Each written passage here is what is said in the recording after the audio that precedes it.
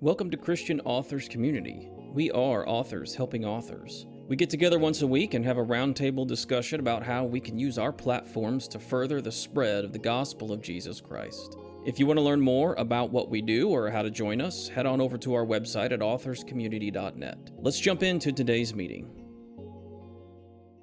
I'm going to encourage you all to approach being an author like being a business person. Some of you have fantastic business backgrounds. I know that. I've interacted with you. But having been an author myself for years and interacting with many of you, and having made this mistake myself, sometimes we approach being an author as an author. And when we're done, we either cast the book to the world and just wait to see the results, or sometimes you pay for efforts, and quite often we're disappointed in it. And at this stage, for most of you, without many of us receiving any national renown, your most effective marketing is going to be done by you. And if you're going to spend money on it, spending money on your own personal training is probably going to benefit you much greater than spending on having someone to do it for you. I'm not discounting hiring out marketing companies. That would be foolish. I own one. But the design of this is to train people to do it better themselves. And whether you feel comfortable on social media or not, learning these skills, you will always be the most effective marketing tool for yourself and the books you write. So I want you to know that going on. And the goal here is I do want to give you some hard and concrete, actionable steps you can take. It's going through the outline that we do in the 23 videos. So I'm hopeful that it's encouraging to you. And I've spoken with Tom. If anyone in here in the group is interested in it, I will be glad to offer a value for you guys for being a member of this group and not charge what is typically the full price on it. But right now, let's give you some determination that's going to get you in a good direction. Okay. Now, being the son of a Baptist minister, there are 4 points to this, and they all begin with the letter D. My dad will be proud. So the Dr. Thomas Harold Duncan will be proud that I've done him right once again. So your 4 points are going to be definition, determination, destination, and daylight. Unfortunately, daylight nation is not a word, so I messed up that a little bit. So it's don't worry again, but definition, determination, destination, and daylight. And that's where I'm going to take you. Never hesitate to interrupt me. So let's talk about definition a little bit. I'm going to approach this conversation that everyone in here is we visit, but I know that we approach the scriptures, or at least we're commanded to approach the scriptures and prayer so that our minds would be transformed. But that doesn't mean that we have trained our mind for the task that we're approaching. And sometimes as Christians, we might make the assumption like, well, I don't need to do mindset training because I have the scriptures. And you do. But this is mindset training for what you're doing. There are thoughts that we allow to be entertained. And part of the definition portion of this is mindset training. There are things that we allow ourselves to entertain that are neither biblical nor helpful. I know many of you are athletes. And if you stand up at the starting line or got to the free throw line or whatever it is, and you continually tell yourself about how awful it's going to be and how terrible you're going to do, your brain doesn't know the difference between a memory, a dream, and a thought. And you're training your brain for failure. You really are. And I'm not of the mindset that we just tell ourselves all the positive things in the world and the world manifests them. I don't think that's a biblical concept. But when you approach being an author, part of that is reminding yourself on a regular basis of your calling and the abilities that God's given you. And mindset training is incredibly important for what you're doing. Journaling it, writing it, talking about it, but not demeaning it and not allowing yourself to fall into traps of just discouraging yourself or diminishing what you're doing. If you have a calling by God, we know God equips you towards that calling. It has to be developed. But I encourage you on the front end to consider what the audio tape is that's running in your head, because you're the only thoughts you're going to hear during the day. And we allow ourselves to be trapped into thoughts that are inconsistent with our identity in Christ, which are counterproductive to fulfilling our call. So just one part of this definition is to consider in some point in time in your time with God and your time of preparation to just consider what you're allowing yourself to think and meditate on. And it will make a difference in how you're going to approach writing and marketing. Here's the other thing I encourage us to. I encourage you to be very specific in goal setting. Now, some of us have goals to finish the book. Fantastic goal. But goals without plans or deadlines are dreams, right? If I'm like, I'm going to finish a book, but I don't have a plan for it, and I don't have deadlines for it, it's really just a dream. I know a bunch of people who said, well, I've started a book a couple of times, or I've got a book in me. Well, they're writers, they're not authors. There's a difference. If you're publishing and working towards publishing, you're an author. It's very different than being a writer. And God bless the writers out there. But this group here is about publishing and and producing works. And I encourage you to set goals with it and remind yourself of those goals. Set goals for when you are going to finish whatever it is you're working on. Goals means that you think through, I'm going to have to make a sacrifice to get this done. When I launched this program, it officially launches tomorrow. I told the whole world it was launching tomorrow before I had all the videos done. Well, guess what? They had to be done, or I had to go back and tell people, oh, it didn't work or whatever. And you know what? That means I established sacrifices and established times. And I booked the conference room I'm in and set up I've got a wonderful new mic. I did all the things that were necessary to do that. But the goal of having it by April 1st created different things in the course of my life and the way I approached my day. I encourage you to set goals for sales. You might say, well, Gordon, I have no idea what that would be. It's like, well, then, establish some based upon what you've published before, or establish some that are realistic in talking to others in this group about what you might sell. I spoke to a gentleman this week who's got a 300-page book about how farmers can create greater revenue. And it's an amazing book. And he was talking to me about publishing it. And I told him, I was like, we can publish your book. It's not an issue. What you really have is a course. And if your goal is to get this in front of as many people as possible, we can help you create a course that sells for $3,600. You'll provide revenue, or we can help you create a book. It's going to look great, and you're going to sell out 125 copies. And if your goal is to make an impact, let's create something along those lines. And so for that was creating a goal specifically. And when he heard how many copies he might sell for that, after hustling and spending a lot of money, it affected how we approached. And so I encourage you guys set goals. Ask Tom or me or other folks who have published. I know Tim has a bunch of books. Like, what are realistic expectations about how many books you might sell? We are going to offer to God our prayers that we're going to sell thousands and thousands of copies. But goals change the way you approach what you do. And goals, I had someone tell me the other day, was it writing without faith is dead, is what someone told me. A wonderful play on the scriptures. But planning is faith. Planning is not faith. You make a plan, you offer it to the Lord, you ask him to bless it, to change it, and say, God, I'm following this plan as best as the wisdom and the scriptures and the Holy Spirit have guided me. And he'll correct as necessary. But goal setting as an author, from everything from what you're going to write regularly, when it's going to publish, and how many you're going to sell, is very, very helpful to make you more of an author and a professional. And so that's definition. That is the first portion that we walk through. We're very specific. Everything from authors all the way up to corporations we work with, we ask them to go through this work. There's actually 6 modules in that. We only cover like 2 of them. But I encourage you guys to think through your mindset, what you're telling yourself and what you're putting into your brain, and then also to establish real goals for what you want to do. I'm gonna keep going. Anybody interrupt at any point in time, but I wanna cover as much as I can, and then, but like I said, interrupt me if you want. That's definition.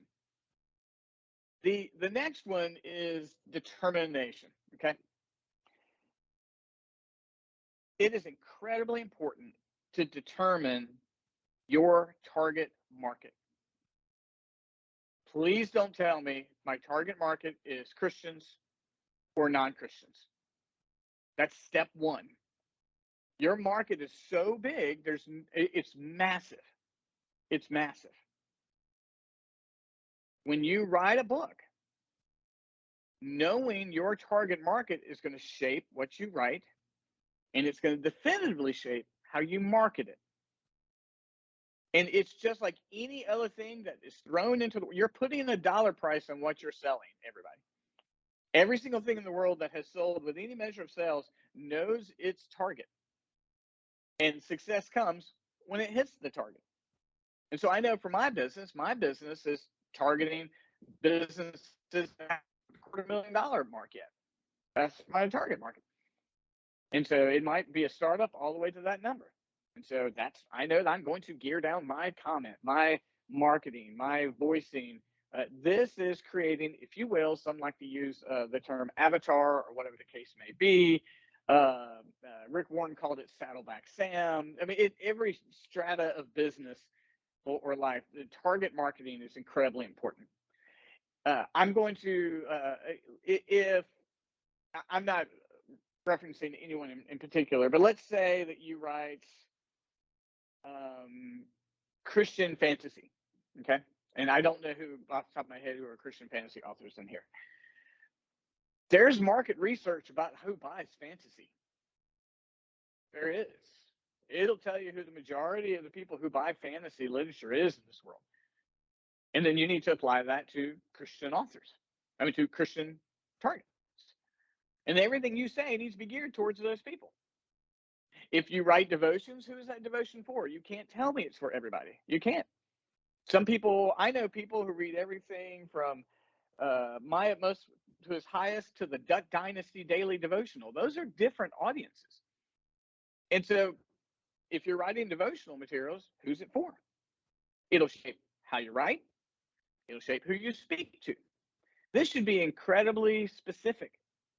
Walk through some pride. Get in your mind, who am I writing for? But I'm going to tell you, if it's Christians or non-Christians, that net is too wide. If you aim for nobody, you're going to hit nothing. So now along that line, in determining this, this one is really going to help you, okay? Ask yourself, what are the needs and wants and desires of my target market? What do they need? What do they want? What do they desire? Touch those pain points, then they're interested in talking to you. And so we go through this whole, it's something you can do on your own. It's a whole process. We walk through a Q&A about how you go through this. And because your avatar, your ideal person is not just, okay, Christian fantasy readers. It might be, I'm making this up, I don't know, 19-year-old boys whose goal is to connect with other fantasy. You can narrow down into that. Your book may be for seminarians, maybe for pastors. But you can't just say pastors. You're going to tell me every stripe of pastor wants to read your book? Probably not. What stripe of pastor? There are pastors who dig very deep into theology. My denomination is theology heavy, but some others. Which one are you speaking to? And so determining the needs, wants, and desires of your target market. If you've never done this, it will inform your next book incredibly well. It'll make your book laser focused on how it's get out there. Or if your book has that focus, it's going to determine how you speak. It's going to determine how you speak. All right, number 3, destination. Destination is really about your marketing tools. It really is. Like, how are you going to get to that place you want? So I'm going to give you the secret sauce here real quick. The magic document, we call it the magic document. And we run people in our program through this exercise. I've mentioned it before to you guys here before, but I'll deep dive for a couple of minutes. The magic doc. How many of you have ever written a 5-paragraph essay? Anybody? Just someone say yes. You ready to write a 5-paragraph? Thank you. So, intro, 3 points, conclusion. Right? It's the famous junior high essay. And remember, everybody on Facebook at best has an 8th grade reading level. That's who you're targeting anyway, right? So, the 5-paragraph essay is the introduction, explaining who it is. Typically ends with your hypothesis. You got 3 points to explain what you're doing. Then it ends with a conclusion, wraps it up on the bow. And if you ran it through, maybe your teacher gives you an A-, right? Imagine once a month you wrote a 5-paragraph essay on your book. 250, maybe 350 words. Now, the introduction would be a succinct explanation about something about your book. It could stand alone if you read it. Each one of those 3 points would be succinct points about your book that could stand alone. And the conclusion would be a succinct point about your book, but it would be one cohesive essay. This takes time, even for writers, right? When you write that, that becomes a blog. It becomes an email to your email list. It becomes a LinkedIn post. It just multiplied. Each one of those paragraphs get used later on for individual social media posts. You got 5 for Facebook. You got 5 for LinkedIn. You got a bunch for Twitter. If that's where you are. You can take out individual sentences and accompany it with photos for Instagram. And if you did this once or twice a month, you would produce 20 to 30 pieces of content in various fields. And not every day trying to figure out what to do. So we run folks through that process. We literally make them write a magic document. We help them break it up. And then that way, every month, you think, what is an important thing about my book I'd want people to know? It's a great exercise. You write 250, 35 words on it, which is helpful to you because you learn better how to present your book. And then all of a sudden, you have got more social media in a month than you've probably ever had. Because you got an email, you got a blog, you got LinkedIn, you got 5 pieces of content that's used over and over again for Facebook, LinkedIn. You can break it up for Twitter, and you can even break it up in pieces for Instagram. You don't have to narrow down all that. If you just wanted to do an email, a blog, and LinkedIn, and 5 pieces of content that was decent on Facebook or LinkedIn, you would all of a sudden have such strong content that's going out there. So part of it is strategizing for what you're posting instead of waiting every day to go, what should I post? Once you've done that, grab and print a blank calendar for the coming month and write out where and when you're going to post each one of those things and create a posting calendar. Some of you may have things like Hootsuite and various other platforms that help put things out there, and you can do that there. But if it's your first time, just print a blank calendar, write in the dates, and then decide where each one of those pieces of content is going to go. So remember, you don't have to ask people to buy your book in every single post.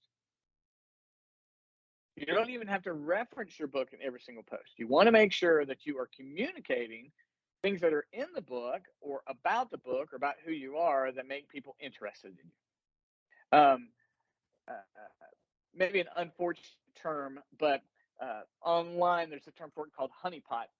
A honeypot post is just an intriguing post, 1 or 2 sentences. You could make a honeypot post that said, comparison is the thief of joy. If your book is about contentment, that's in your realm. So that's Gordon, I got a question, Gordon. Would that apply to, there's an author that I kind of follow that posts a page out of each, out of his book every day. Every day he posts just 1 page. Is that anything that would benefit anybody here? So if you follow him for a year, you've read the whole book, that kind of idea? I guess. I mean, I see his posts every day. So, and it's just 1 page. It's an interesting approach. I think it's asking a lot of your audience to read a whole page of a book every day. And from my attention span, if I got a few days off, I might not come back and catch up. It's an interesting approach. I don't think that's going to cohesively bring in a bunch of people. I think he'd be better off posting portions and clips, 3 or 4 sentences to give people an idea with maybe an explanation of what that would be. Kim, what were you going to say? Hey, Gordon, I just want to say on that, John, I started just randomly, I'm going through some of my older books and posting since Gordon, since I've been listening to you, and I've decided to pull lines. That's just what I was going to say to you, and just post them. And I've had sales go up already within a month. Fantastic. So I don't think a whole page, but I think if there's an interesting line or two, it reminds people of it. And I'm working on some of my older books where the sales have fallen. So I find it valuable. That's all I'm saying. Fantastic. Yeah, I think a page is probably too much on a regular basis. I really do. I'd much rather hear an enticing 2 sentences. That would be more of a Honeypot Post kind of drawing me in. Even if it's more of a controversial sentence, if your book has that nature. That's a great question, John. I think you can. I'm also glad to hear your sales are up. That's fantastic.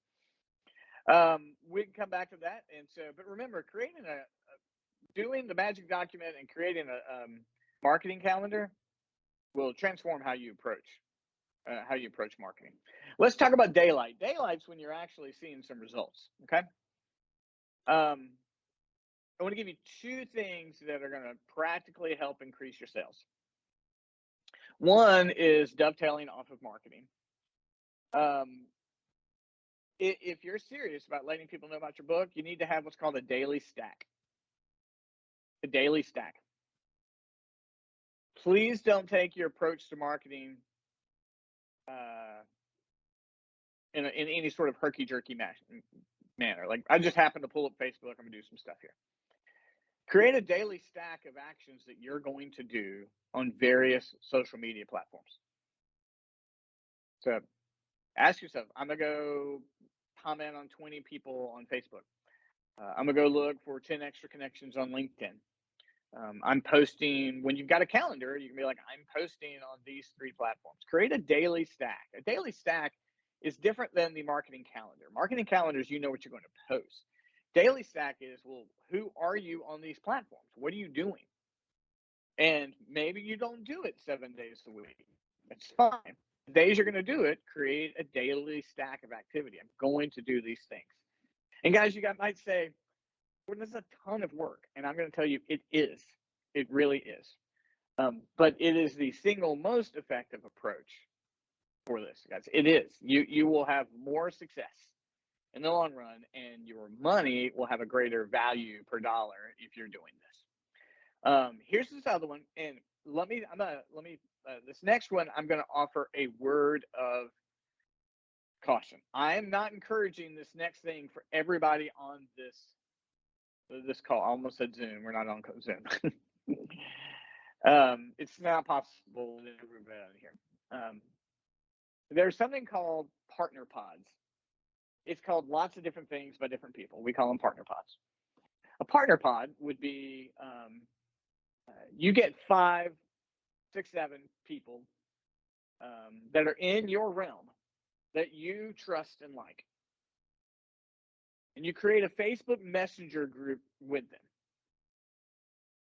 And a couple of times a week, you post something. You share that to that Messenger group and say, boost, please. Those people are committed to like and comment on your post. You're going to do the same thing for them. This group's too big to do it with. But for example, in business, I'm part of a pod. And a couple times, I don't do it for every post, but a couple of times a week, I do a post. I share it to the messenger and say, boost, please, or something along those lines. And the people in that group are committed.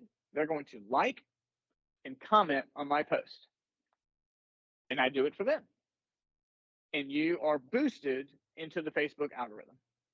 Now, let me say this. If someone comments on one of your posts, please don't leave them hanging. It is the equivalent of being at a dinner party and someone has spoken to you and you don't say anything back. A like is just the equivalent of a head nod.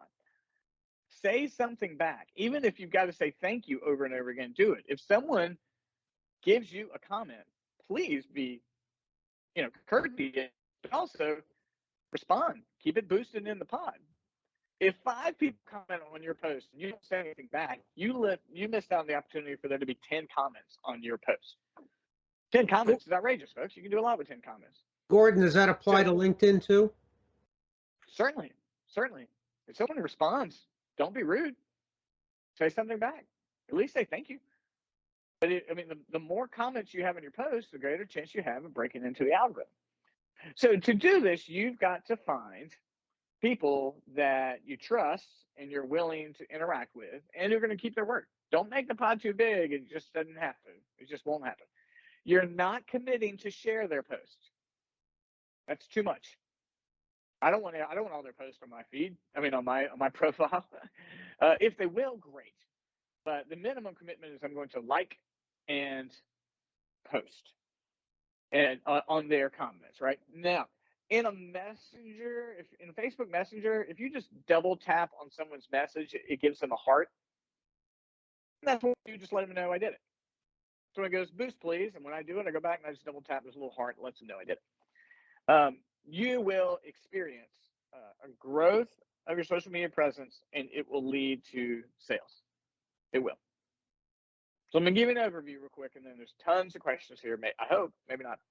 Definition is about knowing, thinking through who you are as an author, thinking through it, training your mindset, and establishing some real goals for writing, goals for marketing. Determination is understanding who you are marketing toward. Who is your book for? And probably most all of us need to determine that or refine it. And then along those lines, understanding what are the needs, wants, and desires of that audience. It's not pandering. It's taking the good thing and making sure you're getting it to the people who were intended for. Destination is your marketing material. We talked about the magic document, 5-paragraph essay that can just explode with the amount of content you have, and creating a marketing calendar. And then finally, at the end, daylight, we talked about the daily stack of activity. If you're going to be online, what are you actually going to do? And then we talked about partner pods, getting partners to help you market. That's the program we walk both individuals and companies through. And I think if you just initiate those few things, I think it's going to transform how you market your services, your book, and your products. So doesn't have to be in order. Anybody who might have questions about any of those things, I'm here. Craig, I think, go for it, man. Yeah, thanks, Gordon. So I've written in a couple of different genres. So does that mean that I'm doubling my efforts because each of them has to then be approached as a separate marketing strategy? Well, it's a great question. Are you attempting to market every single thing you've written all at the same time? Ideally, yes, I think, because they're different audiences. They're different. Okay. It's, for me, it's a strategy to present the gospel in different ways through my writing. Then you would need to do this work for each genre.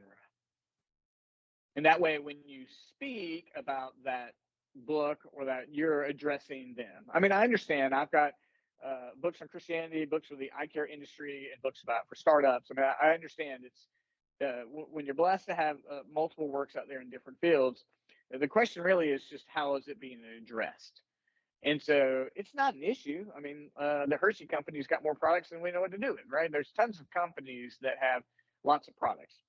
It's just doing this hard work for each one of the genres. And so when we work with folks who have multiple products, we ask them to determine one, but then they're free, of course, to then take what they've learned on that and do it with their other genres. So for you, Craig, the one that has the most, that has perhaps had the most success, do that one first. do all the work on that, and then refine the messaging for that, and then go back and do it again with the others. But yeah, the problem I faced early on is that when I was writing in all these different genres, people were just confused. And back in the day, my individual Facebook pages for all of those was helpful. I mean, I must have had 5 different Facebook pages, and we know that's less effective right now on Facebook. So I approached we talked about this last week. My personal page really isn't a personal page anymore. I've kind of given up that, and it's fine. It's really about promoting these things and creating a community. So find the one you're most successful at, go through this process for it, really understanding your target market, and then do the same thing for the other genres that you write in. Do you mind me asking, what are the genres you write in, Craig? I'm afraid I don't know. The first one was historical fiction, and then last year I came out a book which is spiritual thriller. But attached to the spiritual thriller, in June I'm coming out with a companion workbook. So people who are struggling with some of the demons that I talked about in the novel can hook up with this companion workbook, and it also, will be really targeted towards small groups in churches to deal with. So. Yeah, forgive me, I haven't read a spiritual thriller in a while. Frank Peretti was 1992. It's a long time ago. Right. Ted Decker might be, a shoulder to shoulder with you. And you may have read many of those. But a spiritual thriller is going to target, obviously, Christians, finding out, do more men or women read thrillers? What's the target age for them? Where do they sit? Breakthroughs like Peretti's don't happen often. I mean, there really is a niche who like thrillers, and not all Christians like thrillers. So probably not a whole lot of, Puritan Reformed readers, probably going to read spiritual thrillers. That's fine. But who does? And then along the lines of historical fiction, the folks who are going to read historical fiction are very different. It's a very, very different audience. I'm going to make an assumption, probably a bit older. Education level is probably a little bit higher. It's not your targeted 8th grade, reading level at all. Has an historical, what area of historical area? Could you mind me asking? What was it? It was around World War I time. Okay, World War I. Yeah. So I mean, that Band of Brothers demographic is very, very specific. And so you're going to skew a lot older with that if you can tap into people whose grandfather fought in World War II, and then approaching them in that way. So something along those lines is, an appreciation for the mothers and, our grandmothers and grandfathers' sacrifice, probably high patriot, qualifier for that. So speaking in that way. The book's title is Immigrant Patriot. So, okay, yeah. There we go. Yeah. So I'm not a prophet, I promise you that. But yeah, but drilling down into, who reads that? Who is the target market? And your language has got to be geared towards them to prick the ears and prick the eyes of that audience. And those two audiences are going to have a little bit of overlap, but it's you're right. It's a very different genre, and so we've all got to do that. We've got to figure out, I marketed my first eye doctor book and had great success, and then I started emailing campaigns and it wasn't successful. And what I discovered was that my books were landing in the hands of the managers and not the doctors. And the managers were just not going to read a 300-page workbook. So then I had to shift my marketing towards how do I get in front of the doctors. I was writing as a manager to a manager, and they didn't have the time or weren't going to be able to implement the changes that made the practices more profitable. So it just wasn't. It wasn't. They didn't. I mean, it's not they didn't care. They just they couldn't implement the changes without a doctor. So I had to get in front of the doctors. And honestly, I had to get in front of the doctors and convince them to give it to their managers, because the doctors aren't going to implement the changes either. So then all of a sudden, my target market kept niching down and kept niching down. So I had to start saying, doctor, does your manager need extra help, or those kind of things. So when we niche down, all of a sudden our languaging lines up to the ears that folks need it. So thanks. Mari. Yes, sir. Yeah, Gordon. Um, I'm noticing Landon's comment about what he determines, and most likely is, because I've made the same mistake, thinking that with his Devotable publication, that his target market was Christians. And of course, anybody who tries to publish a book almost in any venue these days, traditional or otherwise, someone is going to ask very early on, well, who's your target audience? Who's your target market? And as a new author,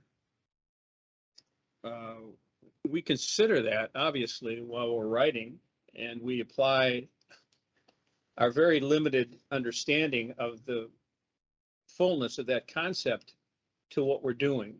My question is, how do you accurately, particularly if you're a new author,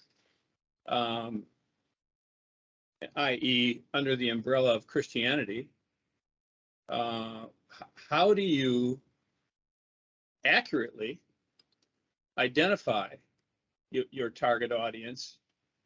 And how do I, as an amateur, know that any assessment I may make and any determination I may come to and say, well, and I don't even know how to quantify, is it age? Is it skin color? Is it hair color? Is it demographic in terms of where they live in the planet? Is it income level? How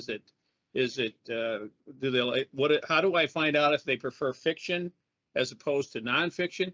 I mean, there seems to me to be almost an unlimited effort you could make in trying to hone down to this very special segment of the world, if you will, that's going to give you the highest probability of the most sales when you market your book. Because to be honest with you, if there's somebody out there that can do that and can validate it, and first of all, if they're good at what they do and they have a history of major success with all of their clients, probably they're going to be able to get a lot of money for the service. But if I could go to somebody and they're going to tell me, Maury, I can do this for you, number one, it's going to cost you. But number two, the reason you should consider me and be willing to pay the fee is because I can guarantee you in 24 months, minimal sales of 10,000 of your books. Because I will so target I will so identify your target audience, it's a can't miss. It's a can't miss. So, Gordon, how does that happen? So, well, I can't promise you 10,000 sales. I think the question was, how do we niche down, right? Yeah. And as kids, maybe you remember taking turns sharpening the pencils in the classroom, right? And we all know that if we just keep grinding on that thing, it eventually disappears, right? And so niching down can get too finite. But most of the time, there's not a whole lot of niching down. It's just it's dull. So Maury, I'm glad you asked the question because I'm more intimate with your knowledge of your book than anybody else's book. You're worse than Thompson. So I was thinking about this question and I thought Maury's going to ask me this question. so guys, everybody, Maury's written in essence a theology book that is practically Really good cover too. Yeah, very good cover. Practically, it's a theology book. It is, but it's practically urgent, and it is corrective in tone, but it's not harsh. And the reading level of it is probably senior to college. It's not an 8th grade reading level. And after going through this whole process, I just thought, well, if you target a seminary student, the seminary student probably has the seminary books in hand. But a Bible college student, it's a little bit different. Then I thought, well, who needs this book that is going to enable it to have its biggest impact? And Mara, I think your target audience, and I don't mean to go ahead, I don't know if this is helpful to you or not, but I think your target audience is really pastors. The lay person is probably not going to look on the shelf and immediately buy your book. But I think the pastor would be interested in it because it addresses a need. If your book, The Gospel You Never Heard, the pastor looks at that, if he or she's got some salt, and says, well, I want to make sure I'm presenting the gospel. And if they're a studious pastor, they're like, well, that's something that interests me. And I think your impact is probably best found in pastors. And then you got to figure out those next two questions I've got though. Like, which pastors would read it? Like, which stripe would read it? Those who lean more towards less theologically heavy sermons are probably not going to. Your exegetical pastor would probably be interested. The Greek word for line by line, word by word. I think we narrow down our target, our avatar, if we will, and then we test it with real market research. Like, am I hitting that target? Am I speaking to that target? And if it's not hitting, then we just have to ask, just like any other product's market research, well, am I not hitting it? And if you know someone that you think is your target audience, ask them if reading your content makes them want to interact with you or not. I mean, ask the hard question. Like, if you didn't know me and you didn't know my book, this genre is geared toward you, go look at my page and let me know if you think, oh, yeah, that interests me. Yes, Kim.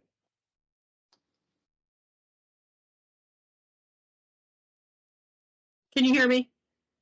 Okay. Yes. All right. One thing I want to say too, or add to this, Gordon, is it's a process. And I know that initially with the Mimosa Lake series, I wrote for women that were 40 and over. And with a certain comfort series, it's a Christian bent, blah, blah, blah. I had on my market. Okay. Recently, that series has picked up a teenage audience, a teenage girl audience, which blows my mind because I have no, comprehension. So, I mean, I think that I would not have expected it. Just began with readership, and I've gotten the feedback on it. So I'm readjusting that market to some degree. So I guess what I'm saying to you is, I think that while you have an initial good plan, that it's okay to forgive yourself and say, hey, I didn't target that audience, and okay, so I need to do something to change. Now that was a little different. The audience kind of changed on me, or I don't know if people are giving the book. I don't know what's going on, but anyway, but that it's a process, so that this is not hitting. This might hit. You adjust. I really think that is true. I mean, that's been my experience. Yeah, thank you, Kim. I'll keep using the eye doctor analogy. I mean, when I figured out that the manager wasn't going to buy it and implement it, and I figured out the doctor wasn't going to buy it and implement it, but when I figured out that the doctor would buy it for the manager, then my market changed, and my languaging changed, and my email subject lines changed, and all those things. And so Mara, I hope you heard everything I said. I don't know if we lost you or not, but I'm glad you're back. I heard everything. You lost my camera for a minute. I just had to quick grab a battery. Okay, all right. Well, I don't know if that completely answers your question, but we do find target markets. We approach them. If we don't feel like we're getting an interaction in sales, then we got to shift and pivot. We've all written something that we feel like has value. Continue finding new ways to speak to it. But so Mari, I hope in that moment is helpful. And anyone else, or a follow-up from Mari, or someone else has questions about definition, the daily stack, the marketing calendar, the magic document, goal setting, mindset training, any of those things? Hey, Gordon, can I add something real quick to Maury's Please. comment? And it kind of piggybacks off of what I originally said. Had I had the opportunity to do it again, And this doesn't work for everything, but I think the best place to start to identify your target audience or your customer avatar is to just look at yourself. Had I had the opportunity to do it again, I would have created a devotable for myself, because that's what I like to write or read. That's what I find most of my time being spent on, reading articles or devotions geared around young Christian fathers, male young Christians, or something along those lines, is where I would have started that devotional series again. When I started, I like you said, I thought I was just going to write to Christians, and that's much too broad of an audience to really gain any traction. And now I find myself 6 years into this, still beating up against that brick wall in trying to successfully market some of that stuff, and it's nearly impossible to do. So that would be my suggestion, and it doesn't always work, but most of the time, I would say probably 75% of the time, just looking at yourself and starting there and testing that theory. And then if it doesn't, pivot into something else. Yeah. Landon, you make a fantastic point. So I want to continue that one more direction down. Thank you. We often write what we like to write, what we like to read about, right? Like it makes sense. Craig, I'm sure you're a fantasy fan, and a historical fiction fan. I could be wrong. That makes sense, and that's what Landon did. The mistake that can be made is we assume, well, everybody's going to like what I like, and that's where we make the error. Everyone's not going to like what I like. Why do I like it? What is it about me as a 51-year-old dude who's been a Christian his whole life? What makes me like this particular thing? Okay, well, then speak to that. Speak to that. Speak to the journey that comes along with that. We of course write things that don't always relate exactly to us, but if you've written something that's you, then ask yourself, what is it that made me like it? I got to go speak to my demographic, and it will help in your marketing and how you're going to target it. So, Landon, you make a great point. Thank you on that. Here's the crazy thing. I'm not passionate about eye care necessarily. I was just successful at it because it was my career. So I've got to be careful on that. I got to get out of my brain when I write about it. It was just a great career for a period of time, but it's not, I don't eat and breathe, eye care. Kim. Thanks. Marketing's kind of my thing, Gordon. I mean, obviously I'm yakking away here. Hey, in talking with people in the network, some here today, others not, what I'm finding is that people are saying to me, can you give me one thing to do? I can do, I'm threatened by this. I'm an introvert. I hear all these things, which we all understand. We're writers. We're to some degree introverts. So I wonder if I always find what people offer here extremely valuable to me. And I start with one or two things. And so I'm wondering if there's one thing, especially for new writers, that you can say, if you do one thing this week, Gordon, what would that be from what you've said? It's a great question, Kim. Thank you, because summaries and big stuff like this are always help. I would attempt the magic document. That may sound like a lot, but I really would. Write a 250, 350 word article about your book. Try to make each paragraph a succinct thought that would stand alone, and reproduce it.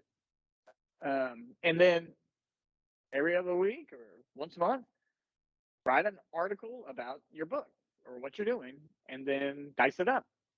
You'll find more and more comfortable. And then, like I said, blog, email, broken up into pieces. I would say that's going to be your most effective takeaway, because you're learning how to speak about your book. You're going to improve that. And then you're going to find content. You're going to find something to actually say on a regular basis about your book. Kathleen? Any other thoughts or questions that I can help Yeah, you with? Kathleen has her hand up, Gordon. Oh, Kathleen, please. What you said about goal setting was really important, because I find that, through the course of my life, I could set goals up here, but until I say them out loud or say them to somebody, I'm not accountable. So once I've done that, then I feel like I am accountable, and I have to meet that deadline regardless. I have to meet it, so that's something that I've just done. So I feel good about that. My target audience is, I think, probably easier because it's teenagers. Whether they're Christian or whether they're not, it's teenagers, and teenagers from, end of middle school to into high school. Do you tell Right. me, Kathleen? Kathleen, tell me about. I'm afraid I just don't know. Tell me about your most recent book. All right. Well, it's the book that I'm working on, and Okay. it's called Torn Robes, Choices for an edition. But it's about teenagers and their troubles, what they've gone through. It starts off with a pastor that has lost his wife. He has to raise a teenage daughter and finds that answers to difficult questions, if he doesn't answer them with his daughter, are going to be answered by other kids who really don't know the answers. They're just, filling things in. So they're all guessing at the same time. And it just builds. He ends up going cross country with his daughter because he writes a book to help teenagers. And there's a crisis on the East Coast, and then a lot of different teenagers are introduced because, with different things that one is an orphan, one comes from divorced parents. It's just a whole bunch of teenagers that you can identify with that have really no idea who God is, and the love that he has for them, and the changes that can be made when you do dedicate yourself and you believe that, God is on your side. Kathleen, it's exciting. I love hearing the arc and the narrative. I'll offer a couple of things. And again, be careful because I've only got 60 seconds of experience with your book. When you look at the most successful teen novels in the last 20 years, we have 3. And I'm going to exclude Harry Potter, because teens love Harry Potter, but adults carry that thing like crazy. They would be Hunger Games, Divergent, and Twilight. Yeah. 3 most popular series. Everybody, what's one common factor between those 3 novels, real quick? Anybody? Divergent, Hunger Games, and Twilight. Anybody know what they all 3 have in common? Good versus evil. Fantasy. Fantasy. Yeah. Yeah. It's fantasy. They all And have serious a, topics. Yeah. They all have a woman protagonist. All 3 of them. They all have a woman protagonist. They have a teenage girl protagonist. I have a couple of them.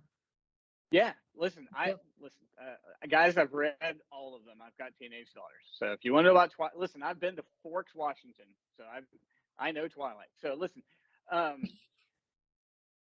Me too. they crossed. Here we go. I've got the T-shirt. They crossed over. They did. Hunger Games took off to adults. Twilight took off adults. Divergent less so, and that's why the TV movies stalled after 3 and didn't make it to 4. So even in the midst of that broad scope, you had one that was fantasy, you had and you had 2 that were dystopian. They still drew down to a majority teenage girl audience, and eventually spilled into adults. So Kathleen, your novel, I do like the narrative arc I hear. Somewhere in there, I would encourage you to think through, is it more geared towards a teenage boy or a teenage girl? A lot more teenage girls buy books than teenage boys. I have And 4 that's, girls. I have 4 there girls you and a go. boy. You know what I'm saying. And I There you go. started the book because of my girls. So, yeah. There you go. Love it. I've got 3 daughters, and that's why I Yep. read that and some other garbage. I joked one time after listening to Hunger Games, Divergent, and something else. I told my daughters, sweethearts, I love you, but I gotta take a break. I can't be inside the mind of a teenage girl for the next month or two. I just gotta, I just gotta step away. I love you. I'm gonna do everything I can to relate to you. But Kathleen, it's exciting. I feel like what you're doing, taking your experience from your daughters. I mean, if you can infuse that in the writing and then infuse it in the marketing, it's going to help a lot with that. That's great. And it's great to Great, talk to you. thank I don't you. know if I've ever actually interacted with you, Kathleen. So it's great to talk to you. It's 12. I can hang for another 10. I don't want to break any rules, Tom, if you got to shut us down. But I'm happy to keep talking about this topic if people want to hang around for a little bit longer. There are no rules for you, Gordon. I promise you there are. One of them is hunger, but we'll get to that in about 10 minutes. One of them is hunger. Guys, this whole program we've created has been born out of a bunch of mistakes. And so my mentor, Terry Traylor, wonderful man who I miss greatly, I've quoted this before. He always told me, he said, Gordon, I've made a bunch of mistakes. I'm going to tell you all of my mistakes.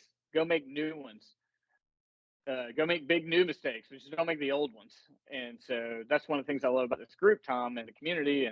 And then my prayer is what we can do with this is that it can help folks avoid some of the mistakes that for us wind up being very costly. And so there's still value, guys, in having people do your social media or do things for you. But I'd love to see us be a little bit more comprehensive in our marketing. But any other questions? I didn't mean to go. If you get me talking about Terry, I'll talk about him for hours, but that's a different day. I'd like to toss something out. Sure. We're talking about target market, and I struggled with that for a long time. But I had a friend who was a DJ on a radio station, and it had to be a rock and roll station. And one day his boss heard him, just listening to him talk. And after the program was over, he said, "Who are you talking to?" And he said, "Anybody who's listening." And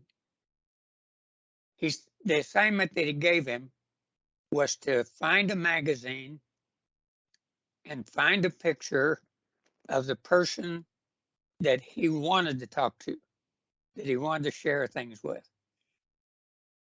Cut that picture out, frame it, put it beside his microphone, and look at that person when he was talking. And I thought about, well, that's kind of too easy, a little bit vague. But I got to thinking about that most of us are trying to figure out who our target market is by looking for where they are, but we really don't know really who we're looking for. And the problem is that when you're selling a book on Amazon, Amazon doesn't tell you who's buying your book. You don't know if it's male, female, anything. So I thought, okay, if I do that, if I get that picture and I look at that person, then I've got to think through where I'm going to reach them on social media, what platform. And at the time I was writing a children's book. And so I thought, okay, where are the kids? And then I thought, well, it really doesn't matter because the kids aren't reading or not buying the books. The parents, the grandparents, the aunts, the uncles, they're the ones writing the books. So I had to figure out where they are. But it opened up my mind to a process that really helped me dig into my target market. So I just wanted to toss that out there. It's great, Tom. It really is. When we planted our second church, I had a retired chaplain who's a tremendous encouragement to me as a young pastor at the time. And so throughout the services, sometimes we to speak, and he preached a couple of times. And he'd often preach for me if I was gone for a Sunday. But there was one Sunday I was actually there when he preached, and I don't remember all of his references, but he made a reference to WKRP in Cincinnati, if I remember that show. He made a reference to a movie called City Slickers with Billy Crystal. And he came up to me and said, "Hey, Gordon, what did you think? I want you to be honest." And I said, "Gary, there's not a person in my congregation that has any idea what you're talking about." I'm like, I love you, bro. What you got? The Bible's fantastic. But like, did you see the age of my congregation? They have no. You mentioned Johnny Fever from WKRP Cincinnati. They literally think you're talking another language. And when you said Billy Crystal, maybe they remembered who he is. But I want to help you. Listen, you can preach for me and that kind of things, but you're gonna have to find a new grid for your illustrations because they literally have no idea what you're talking about. And it's hard, right? But we've got to speak to an audience that can hear the idioms and the references and the illustrations, and it gets harder and harder to do that as we get older and older. If we're speaking to a younger generation, if we're speaking to our generation, if we're speaking 51-year-old, 51-year-old, it gets a little bit easier, but still, if we're writing a certain genre or something along those lines, we just got to think through who's going to hear it. More than likely, who's going to look at that book on Amazon or look at that book on the shelf or see the post on Facebook and go, I'll give that a click. And we're talking about more than our family members. So, yeah, it's a good illustration. Okay. Well, Gordon, great job. We appreciate it. Everybody have a great day, great weekend, and we'll see you next week. Thank you so much for joining us today. If this topic has helped you out in any way, we'd love for you to take just a second and leave us a comment or leave us a thumbs up on the video. It really goes a long way in helping us and helping the YouTube algorithm know that this is valuable content and to share it to other people. If you want to learn more about Christian Authors Community, we would encourage you to visit our website at authorscommunity.net. We hope that you guys have a wonderful day.